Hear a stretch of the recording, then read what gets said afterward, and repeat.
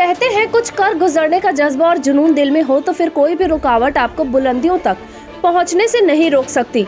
ये उदाहरण उस महिला पर बिल्कुल सटीक बैठता है जिस पर चूल्हे चौकी की जिम्मेदारी बेहद कम उम्र में ही आ गई थी। बावजूद उसके उसने न सपने देखना छोड़ा, न उसे पूरा करने का जुनून कम होने दिया, बल्कि अपनी परंपरा और जिम्मेदारियों को निभाते हुए सपने देखना जारी रखा और उसे पूरा करने की हिम्मत भी दिखाई। राजस्थान की प्रिया सिंह ने थाईलैंड में इंटरनेशनल बॉडी बिल्डिंग की चैंपियनशिप जीतकर न सिर्फ देश का नाम रोशन किया बल्कि हर महिला के लिए प्रेरणा भी बन गई है। प्रिया 2 बच्चों की मां है। 8 साल की उम्र में प्रिया की शादी हो गई थी, जिसके बाद उन्होंने अपनी हिम्मत के बलबूते घूंघट से बिकनी तक का सफर तय किया।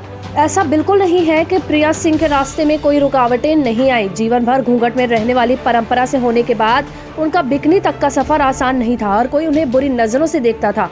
परंपरा तोड़ने को लेकर ताने मारा करते थे लोग, लेकिन प्रिया ने ठान लिया था कि न परंपरा छूटेगी न सपने टूटेंगे। तभी तो अपनी मेहनत और जज्बे के बलबूते प्रिया सिंह राजस्थान की पहली बॉडी बिल्डर बन गई है और थाईलैंड में उन्होंने इंटरनेशनल बॉडी बिल्डिंग के चैंपियनशिप में न सिर्फ गोल्ड मेडल जीता बल्कि प्रो कार्ड की हकदार भी बन गई हैं। प्रिया सिंह मेघवाल दलित समाज से आती हैं, लिहाजा उन पर पाबंदियां कुछ ज्यादा ही थी। अंकुश लगाने वालों की भी कोई कमी नहीं थी। उनके मुताबिक वो जिस समाज से आती हैं, वहाँ बहुएं घूंघट में आती हैं और घूंघट में ही मर जाती हैं।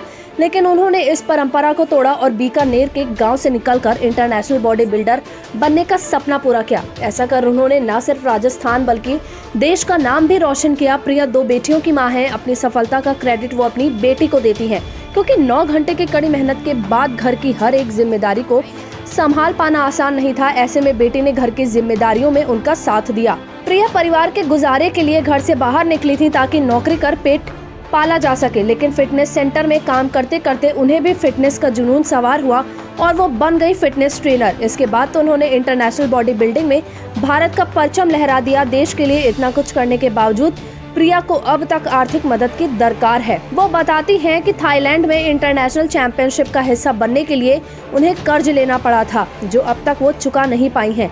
बावजूद उसके उनका लक्ष्य ओलंपिक जीतने का है।